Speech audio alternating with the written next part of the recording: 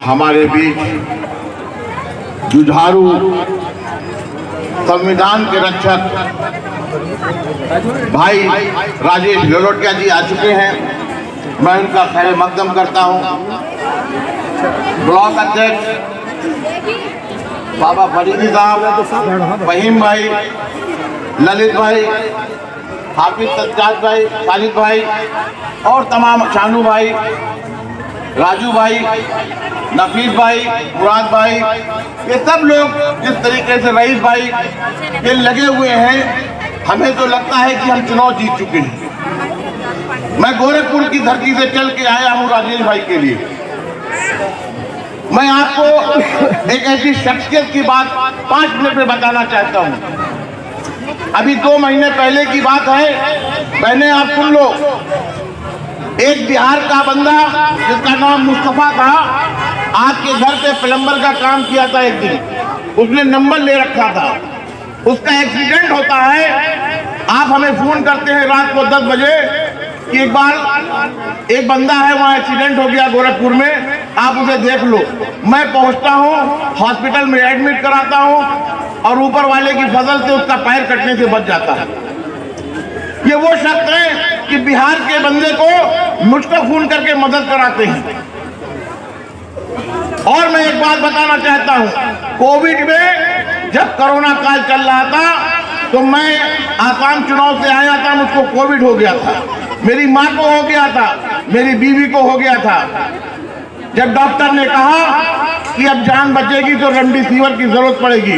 ललित भाई, रेमडेसिविर आपको याद होगा, उस जमाने में 1-1 लाख रुपए की रेमडेसिविर मिला करती थी। लेकिन मेरे दिमाग में ऊपर वाले ने इनका नाम दिया कि राजेश भाई को मैं फोन किया। राजेश भाई ने, आपको मैं राजेश भाई सलाम करता हूँ, आपने वो दिन मुझे याद है। अगर मैं यहाँ खड़ा हूँ, जिंदा हूँ, तो खैर परवरदिगार जिंदा जिंदगी देता है, मौत देता है, लेकिन एक वसीला पैदा होता है जिसका नाम है राजेश लोलोटिया। इन्होंने एक रात में मुझे रेमडेसिविर 20 रेमडेसिविर गोरखपुर में उपलब्ध कराई। आज मैं जिंदा हूँ, मेरी माँ जिंदा, मेरी बीवी जिंदा है। अब आप सोचो, मेरी माँ बहनों, जो शख्स 1-1 हजार किलोमीटर के लोगों की मदद कर सकता है, क्या सुंदर नगरी के लोगों की मदद नहीं करेगा? वो हर वक्त हर समय खड़े रहेंगे। ये वो शख्स हैं। मैं आपसे गुजारिश करता हूं, आप किसी के छलावे बहकावे में मत आना। आप किसी के लोगों के, जो लोग कुछ चंद देने की बात करते हैं, वो सब फ्रॉड हैं, झूठे हैं।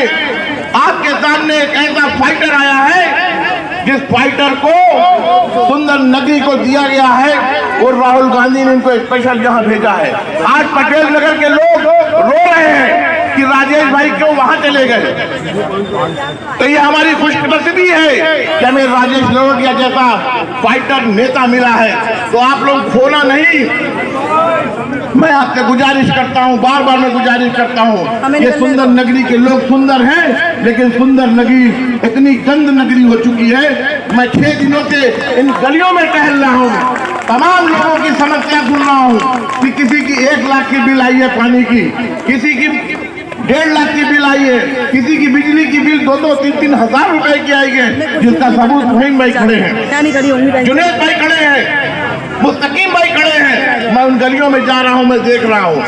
मैं इस बात का वादा करता हूं कि राजेश भाई ने मुझे परसों रात में एक ऐसी बात बताई जो पूरे हिंदुस्तान में कोई पैदा नहीं कर सकता है। हर ब्लॉक में राजेश भाई चुनाव जीतने के बाद सारे विभाग के अधिकारियों को बिठाएंगे और उन विभाग के अधिकारियों से एक-एक समस्याओं को हल कराएंगे। यही नेता है पूरे हिंदुस्तान में, यही नेता है जो मुख्यमंत्री का चेहरा है,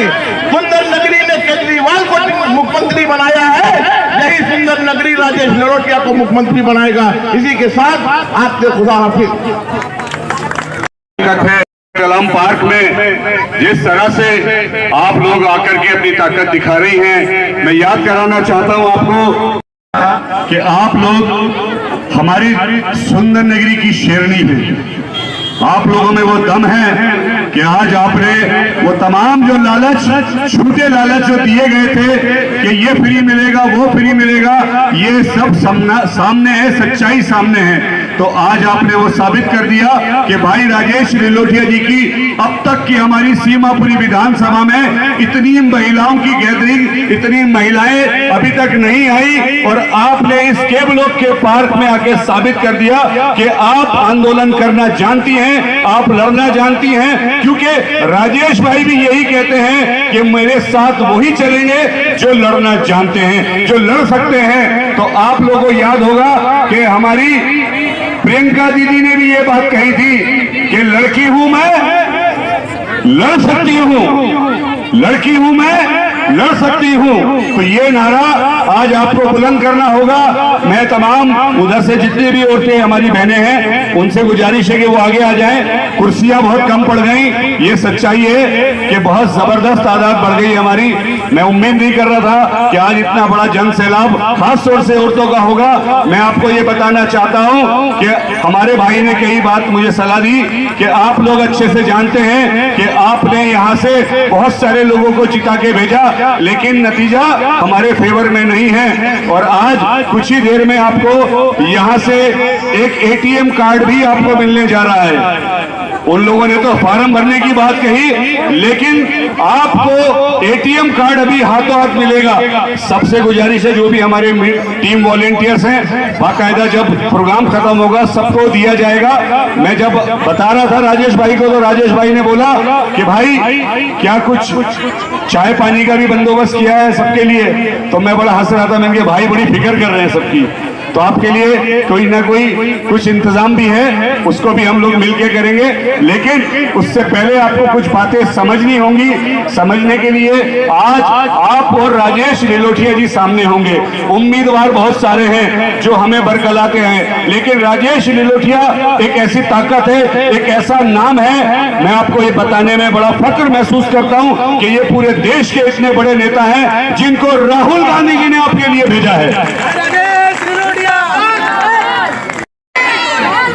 कांग्रेस पार्टी ने, राहुल जी ने, आज राहुल गांधी जी के सिपाही भाई राजेश लिलोटिया जो एक पढ़े लिखे हैं, डॉक्टरेट हैं, बहुत काबिल है और देश के बड़े लीडर हैं, फाइटर हैं, संविधान रक्षक हैं। वो चाहते हैं कि आपकी लड़ाई मजबूती से लड़े। और मैं समझता हूं आपको सिर्फ एक काम करना है, वो काम ये है कि आपको किसी के झूठे लालच में नहीं आना।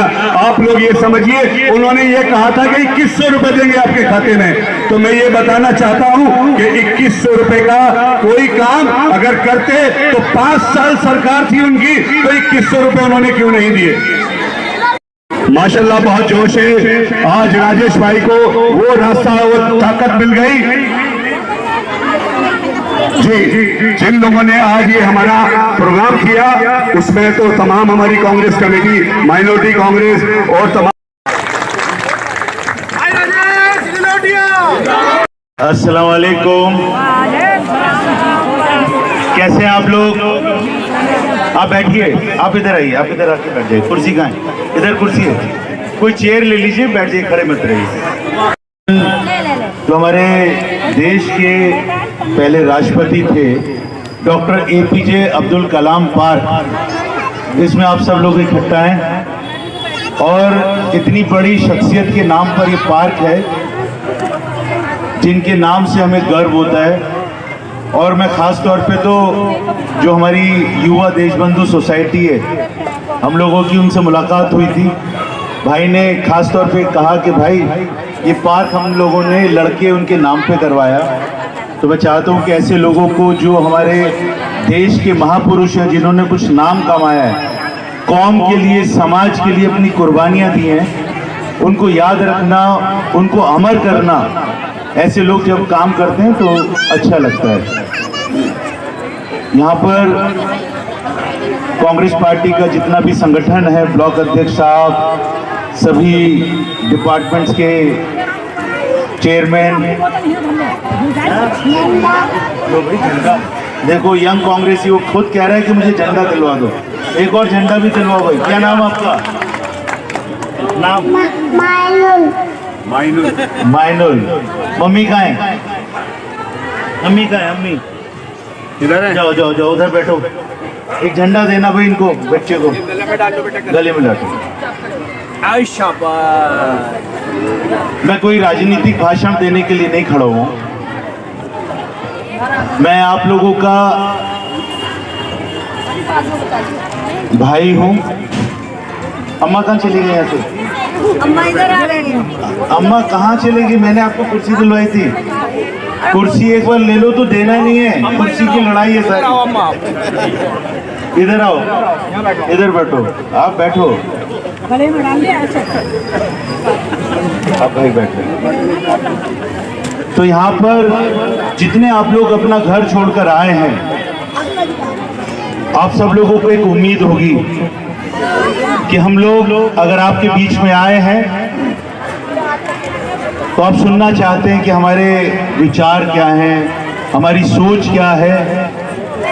तो आप अपना घर छोड़कर, घर का काम छोड़कर यहाँ पर आए, मैं तहे दिल से आपका शुक्रिया अदा करता हूँ। और ये जो उम्मीद आप लोगों के मन में है, ये हकीकत में मुझे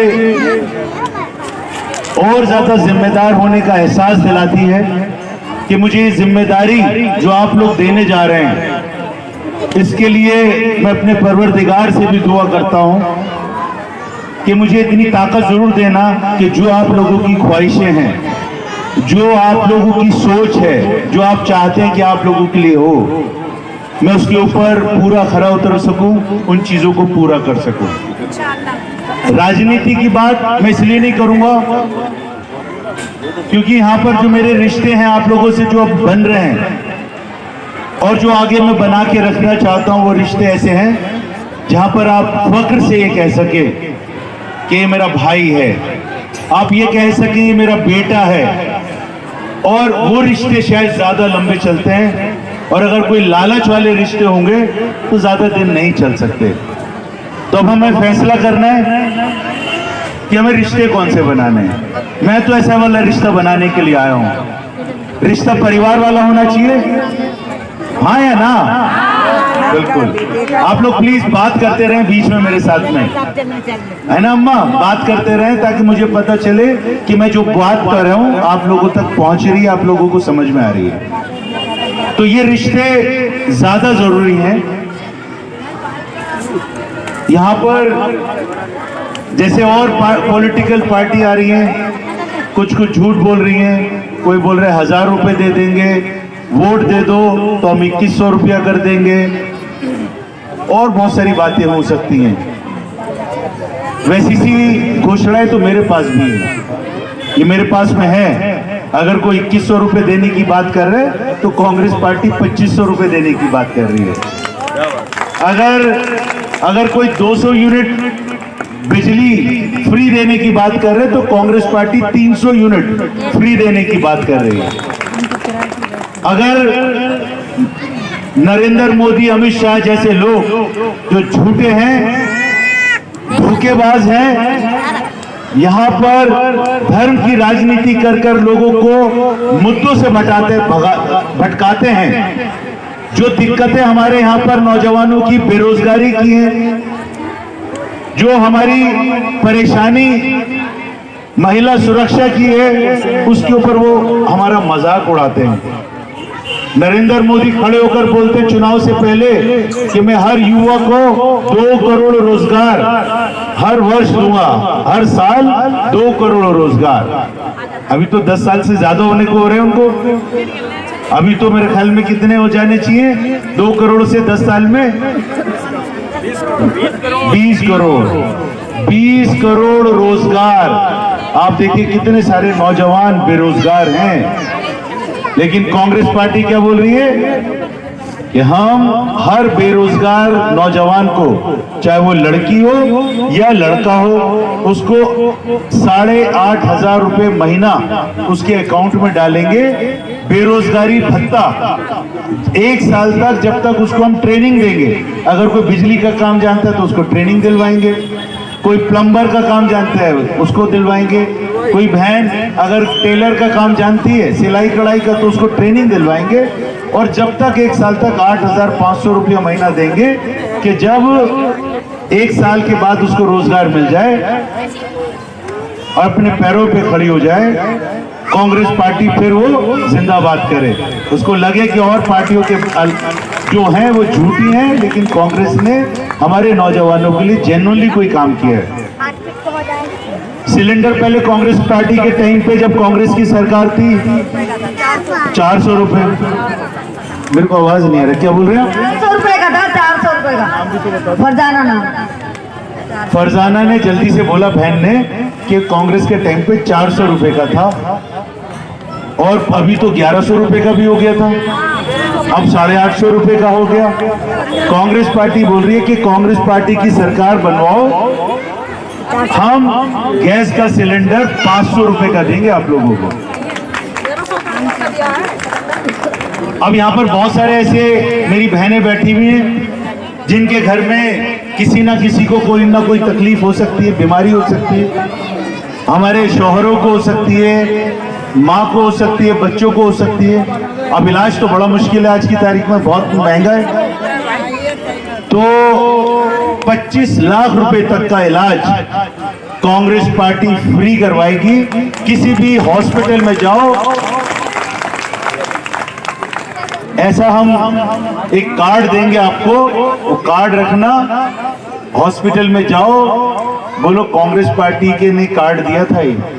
अब हमारी सरकार बन गई है, राजेश लिलोटिया हमारा भाई है, जो यहाँ पर विधायक बना दिया हमने, अब उसको वोट डाल के ये दिखाओ। और 25 लाख रुपए तक का कोई भी इलाज। पहले तो मैं कान पकड़ के बोलता हूँ किसी के घर में ऐसी दिक्कत ना है कि उसको हॉस्पिटल जाना पड़े, लेकिन अगर जाना पड़े तो हमारे पास में ये होना चाहिए। अब कांग्रेस पार्टी की सरकार बनेगी तो उसके लिए अम्मा दुआ करनी है, अम्मा दुआ करनी है, तो ये दुआ करें कि जो पार्टी ने, आप लोग प्लीज बैठ सकते हैं क्या, थोड़ा सा पीछे चले जाओ, सारे लोग देख नहीं पा रहे मुझे, पीछे उधर नहीं, उधर उधर बिल्कुल पीछे चले जाओ, शाबाश, मैं देख पाऊंगा आप लोग। ना वो साइड में कर दो, बच्चों को मैं लेके जाऊंगा, ले जाऊंगा बहुत आराम से। मैं आप लोग जल्दी में क्या, अगर बोलेंगे तो मैं बात बंद कर दूंगा। नहीं आप नहीं बोलो, वो बोलेंगे, और बोलो ना, ठीक है, आप नहीं, आपकी नहीं सुनूंगा मैं, आज इनकी सुनूंगा सबकी। ये दिलवा लेंगे अपने आप वोट तुम्हारे से, चिंता मत करो। जब घर पे खाना नहीं मिलेगा ना तो अपने आप बोलेंगे कि भाई राजेश भाई को पहले वोट देकर आओ, फिर खाना मिलेगा। मुझे ये क्या नाम भाई आपका? भाई घर से। तो जैसे आप लोग हैं ना, मेरे ऐसे रिश्ते बन गए थे वहां पर। तो एक अम्मा थी और उसके हस्बैंड जो थे बीजेपी वाले थे, अमित शाह और नरेंद्र मोदी वाले थे, और माँ जो थी अम्मा, वो मेरी वो थी सपोर्टर। अब वोटिंग का दिन आया, अब उसको पता है कि जो मेरा आदमी है, हस्बैंड है, शौहर है, ये तो बीजेपी को वोट डालेगा। तो उसने खाना वाना बनाया, अम्मा ने सबको खाना खिलाया अपने हस्बैंड को, बोले भाई चलो वोट डालने के लिए चलो। सुन रहे भाई, सुनो जरा ध्यान से, आपको पहले से बता रहा हूँ, और ये सबसे करवाऊंगा ये वाला काम, चिंता मत करो। तो उसने क्या किया, खाना खिलाया अम्मा सबको, और उसको बोला कि मेरा पर्स कमरे में रह गया, जगह लेकर आओ। वो जो उसके हस्बैंड थे कमरे में गए, उसने पीछे से कुंडी बंद कर दी, दरवाजा बंद। अब वो कह रहे खोल, बोले नहीं, अब शाम को 5 बजे के बाद जब वोटिंग खत्म हो जाएगी उसके बाद में मैं खोलूंगी। तो ऐसे वाले किस्से ना मेरे पास में बहुत सारे हैं, क्योंकि वहां पर जो लोग थे उनके साथ में मैंने ऐसे ही रिश्ता बनाया था, जहां पर उनको ये लगता था कि राजेश हमारा भाई है, इसके लिए हम कुछ भी कर देंगे। तो जो अपने शौहर को खाना खिला के कमरे में 6-7 घंटे बंद कर दे, अब समझो कितनी मेरे से मोहब्बत करती होगी वो। मेरे को कितनी दुआएं, मतलब अम्मा, अब मेरे को लगता है कि मैं इसका बदला कैसे उतार सकता हूँ। हाँ, अब उसको बता दो भाई को जरा। तो कह रहे वोट नहीं चाहिए, वोट तो ये सब करवा लेंगे अपने आप तुम्हारे से, चिंता मत करो। हाँ, तो बहुत बढ़िया, शाबाश। एक बात बता दूं, आप लोगों की ताकत मालूम है क्या है?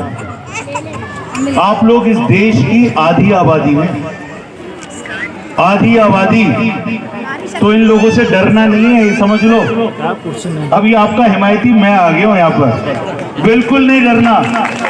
कहना हमारा भाई है, अगर कोई भी ऊपर नीचे बात हो सीधा मुझे फोन कर सकते हैं आप लोग। कोई भी बात हो सीधा बोलो कि राजेश भाई ये बात है, हमें आपसे बात करनी है।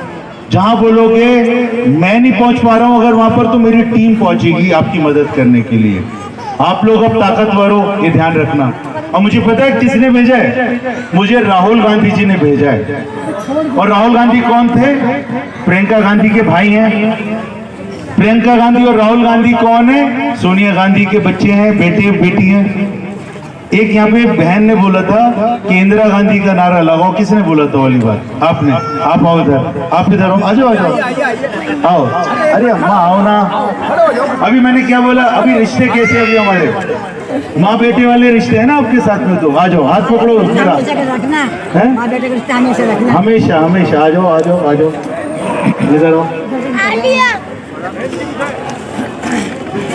फरीद भाई आप खड़े हो।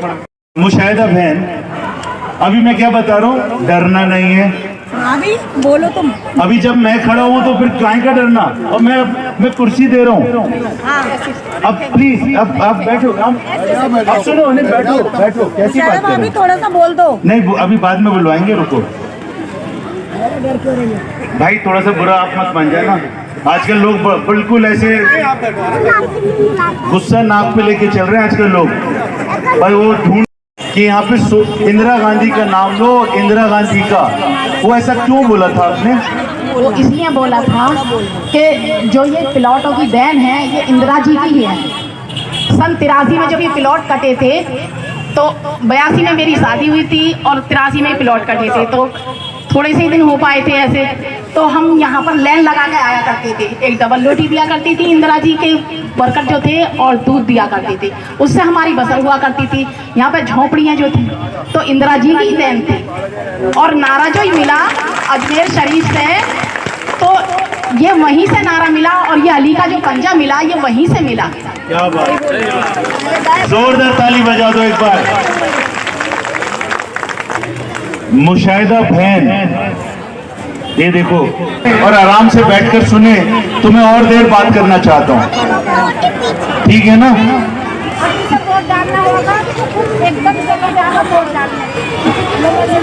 मालूम नहीं करने का किसी से भी, वोट एकदम डालने चला जाएगा और इंशाल्लाह तुम कामयाब करोगे।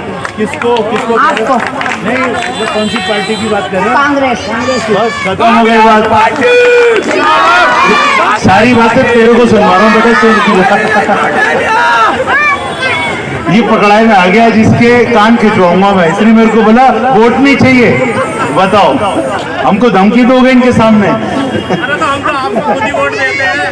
अच्छा सुनो मुशाहिदा बहन, मैं बात कर रहा था कि मुझे किसने भेजा। राहुल गांधी जी, प्रियंका गांधी जी, राहुल गांधी जी ने बोला कि जाओ चुनाव लड़ो।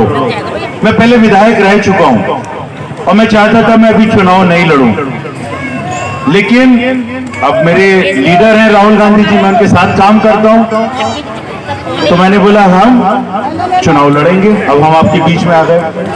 अब मुझे यहाँ पर आकर पता कैसा लगता है, मैं बार बार थैंक यू बोल रहा हूँ मनी मन में राहुल गांधी जी का कि मुझे इतने अच्छे लोगों के बीच में भेज दिया, जहाँ पर इतनी मोहब्बत, इतना प्यार आप लोगों से मिल रहा है। और हकीकत में इससे अच्छा करोगे तो साथ तुम्हारे ही देगी पब्लिक, इससे अच्छा और करोगे तो साथ तुम्हारे ही देवेगी और इंशाल्लाह साथ देवेगी। अगर फिर दे रही आगे देख लेंगे। आपका नाम क्या? कमरजा बहन,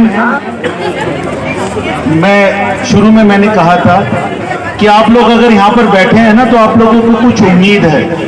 आप कुछ सुनना चाहते हैं और मैं बताना चाहता हूं। मैं राजनीति की बात मैंने पहले बोला नहीं करूंगा, मैं सिर्फ आपसे बात कर रहा हूं कि मेरे मन में, मेरे दिल में क्या बात है, मैं क्या सोचता हूं आप लोगों के लिए, वो बात कर रहा हूं मैं। तो मैं जो बात कर रहा था ना कि ये सब घोषणाएं तो हम भी कर सकते हैं, लेकिन ये कोई मायने नहीं रखती हैं।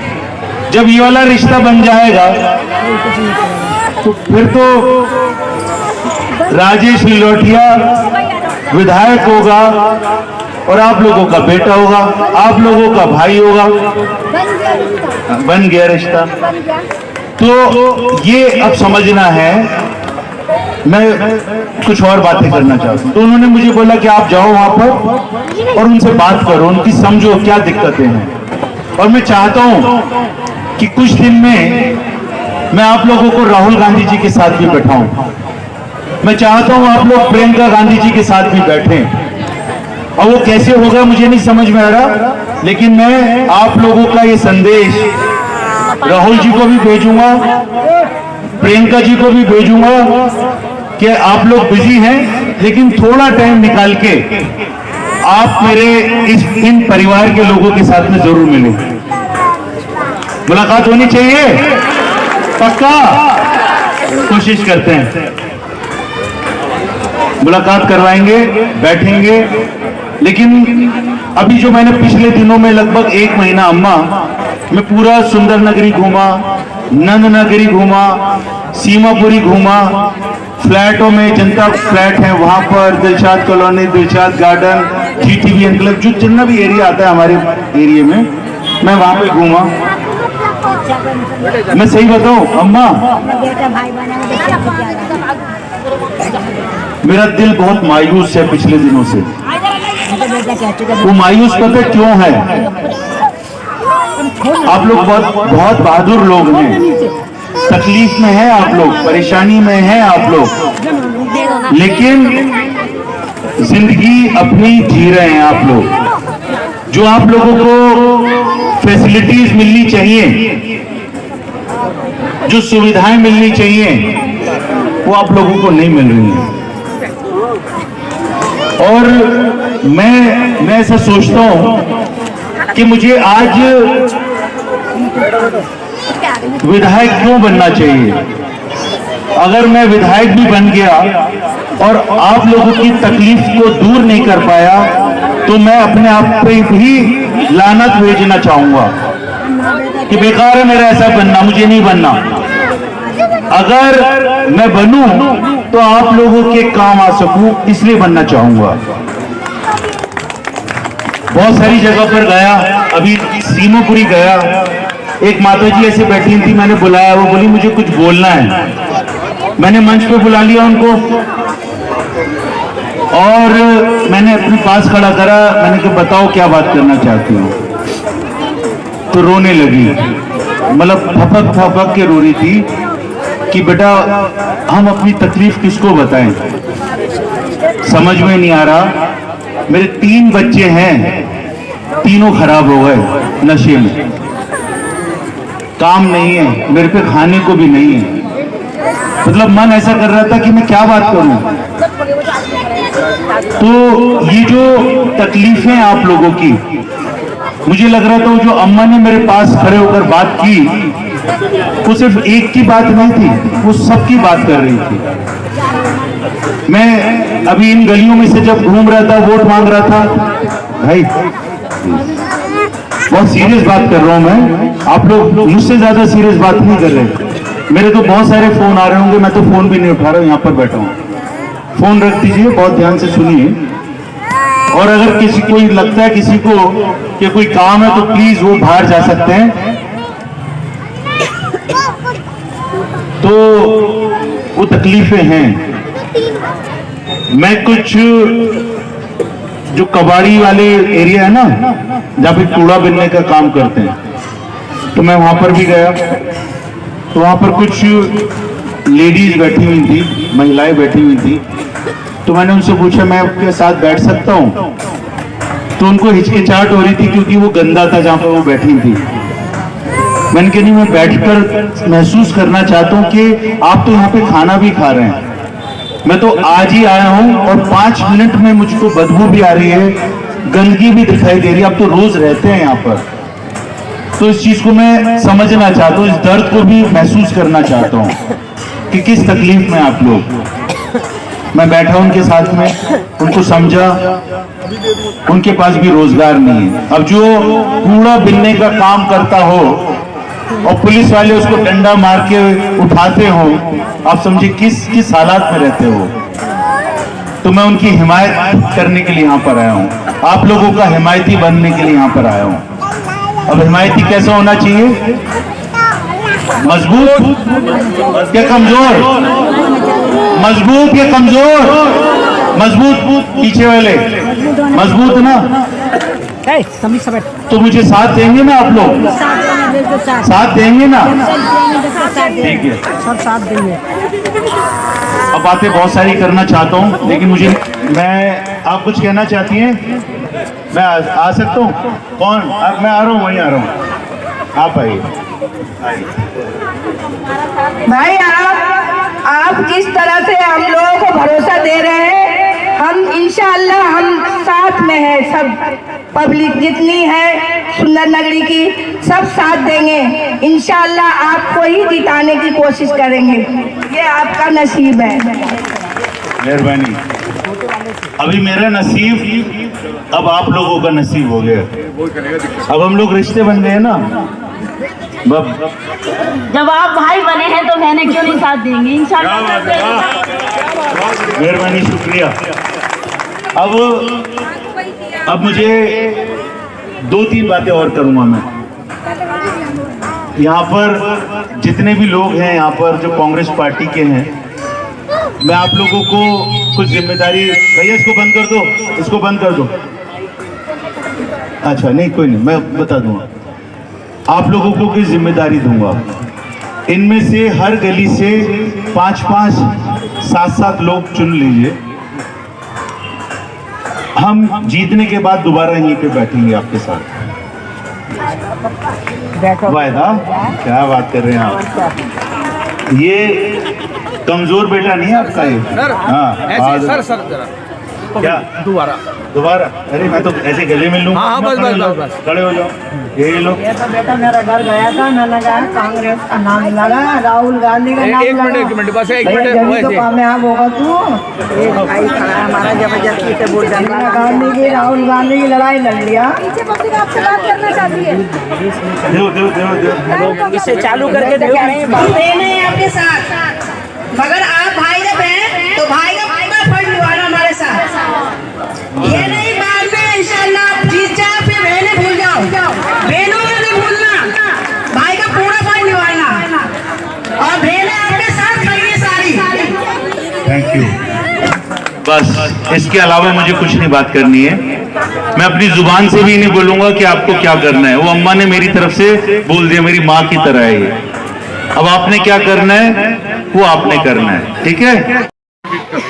यहाँ जो आपको समर्थन मिल रहा है, वैसे तो वादे तो सभी लोग करते हैं और आपका इरादा मजबूत देखकर लोगों का जनसमर्थन बढ़ता जा रहा है, तो इससे तो ऐसा लगता है कि आप भी कंफ्यूज होने लगे हैं कि मुझे कैसे काम करना है। जैसे लोगों का समर्थन मिल रहा है वैसे ही आपको काम भी करना है, लेकिन आप कंफ्यूज होने लगे हैं कि मैं इनकी मदद कैसे करूँगा। नहीं, कंफ्यूज नहीं होने लगा हूँ। मुझे अपनी जिम्मेदारी और ज़्यादा बढ़ती हुई नज़र आ रही है, क्योंकि मैं जब ये इन लोगों का अपार समर्थन देख रहा हूँ तो मुझे लगता है इनको बहुत सारी उम्मीदें हैं मुझसे। तो कंफ्यूजन नहीं है, मेरे बड़ा क्लियर है कि मुझे इन लोगों के लिए काम करना है। और इन तो सभी लोग करते हैं, लेकिन आपका इरादा भी मजबूत लग रहा है। आपका इरादे को देखकर आपके साथ समर्थन बढ़ता जा रहा है, तो इसमें आप क्या संदेश देंगे यहाँ के लोगों? बस ये चाहूँगा कि मैं जो मेरे ऊपर इन लोगों की उम्मीद है उन पे मैं खरा उतरूँ।